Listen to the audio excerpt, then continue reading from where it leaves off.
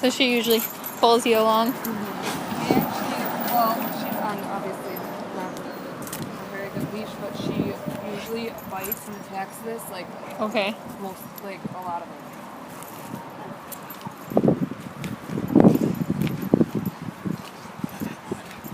And you said if she sees other dogs and things, she'll want to pull to them, sometimes barks at them? Mm-hmm. It's embarrassing. So people are usually like, what's going on up there when she's biting her leash? Which now she probably won't do that. Maybe she won't. Huh?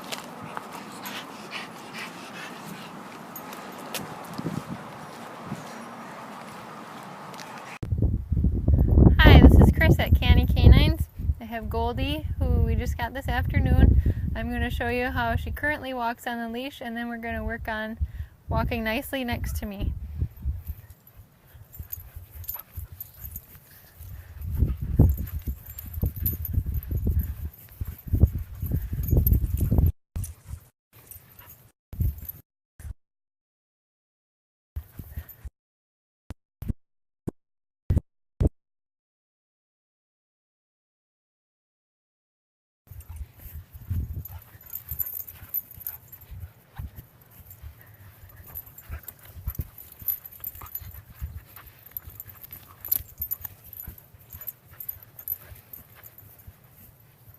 Okay, so that's enough of that nonsense. She has her prong collar on, we're just not hooked to it right now.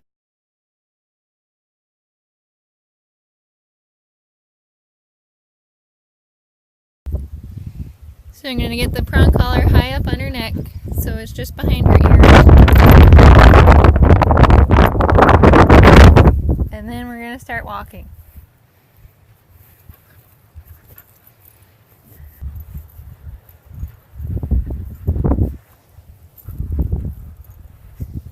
So I'm just going to keep a short leash. She should walk right next to me. You can see she's fighting.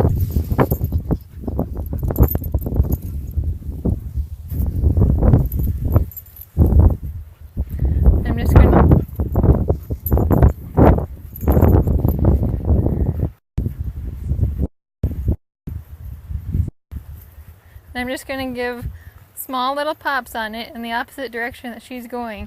When she's fighting it, she's creating all of the tension on the leash. I'm not really doing anything. You can see she's already starting to walk nicer at my side.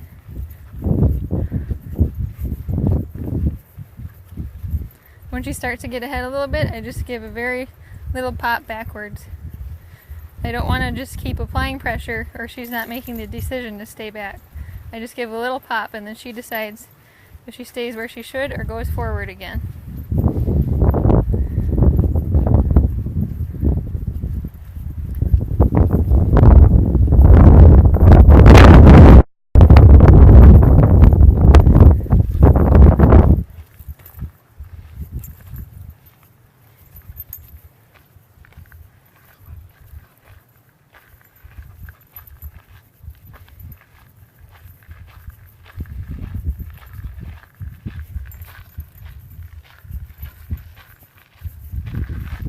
If she tries to go behind me, I'm going to pop her back out to where she should be.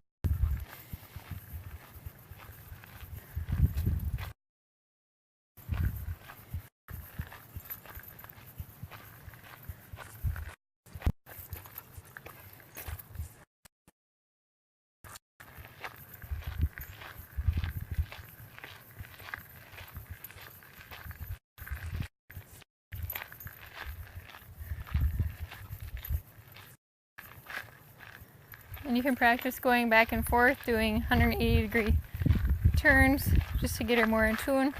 When she hits the end of the leash, she's going to get a little pop on it and she should be off in a different direction.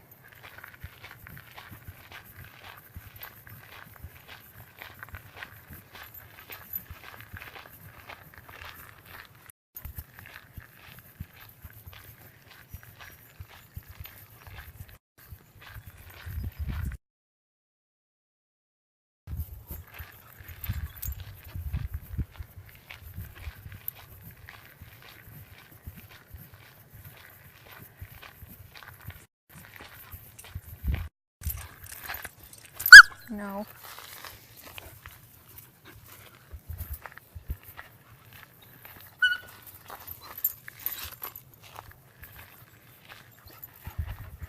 And she's the one creating all this drama right now. I'm just keeping the leash how it should be, and she's the one flopping around because she's protesting. She doesn't want to do what I want her to do. And that's common for it to happen. The main thing you want to remember is not to give in to that.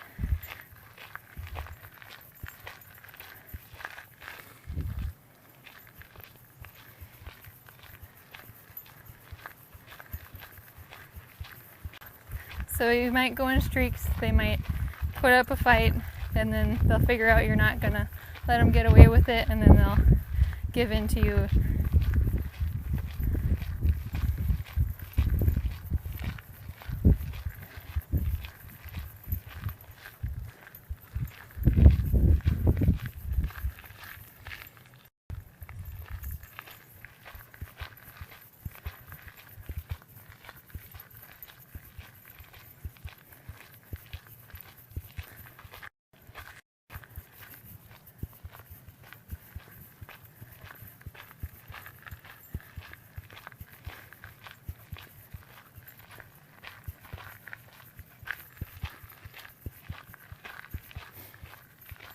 Eventually we're going to want her to do an automatic sit anytime we stop.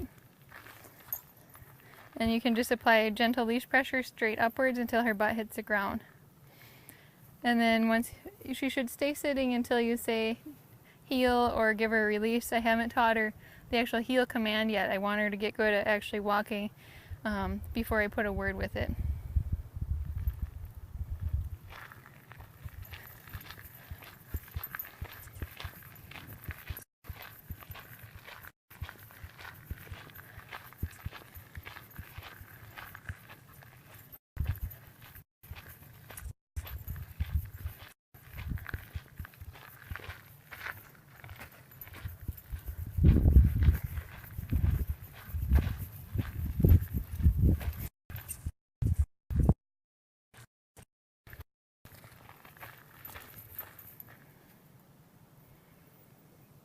I'm applying gentle pressure up. Her butt went down, so then I release it right away.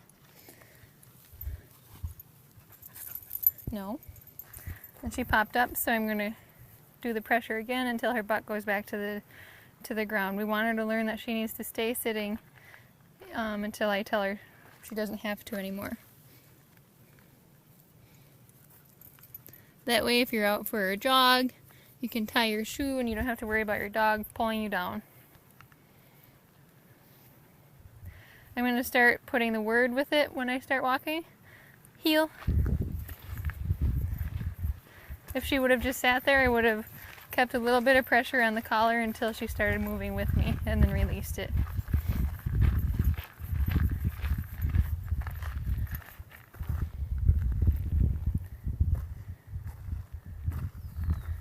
Heel. Good.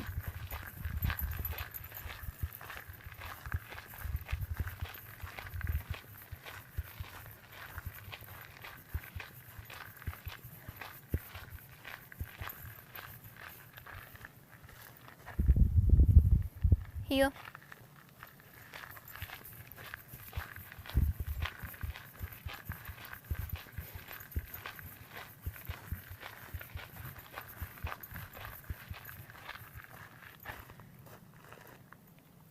Good. You can see it's been maybe 10 minutes and she's walking a lot better than she was when we first went out the door and she was dragging me all over. Heel.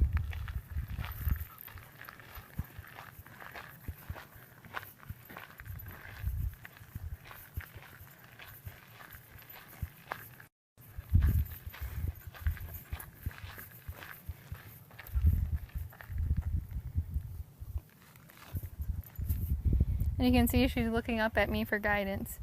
She's more in tune to me. She's not just worrying about whatever else is going on in the world. She's actually paying attention to what I want. Heel.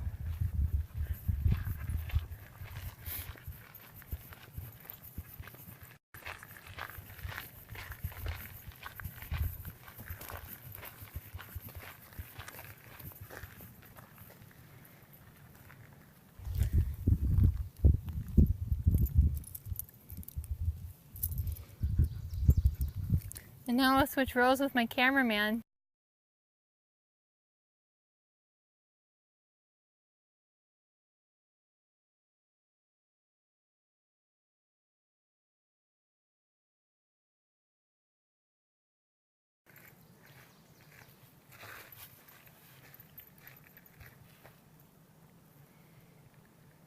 And she's looking up to him for guidance too. Tell her heel before you start walking.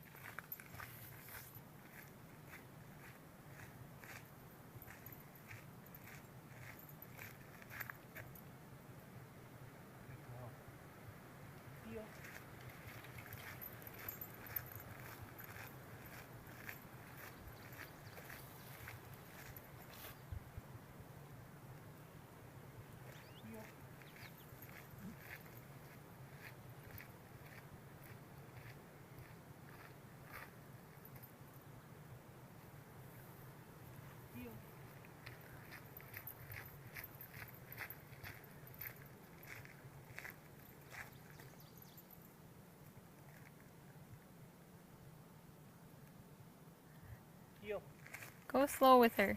She needs slowness. She's already too high strung.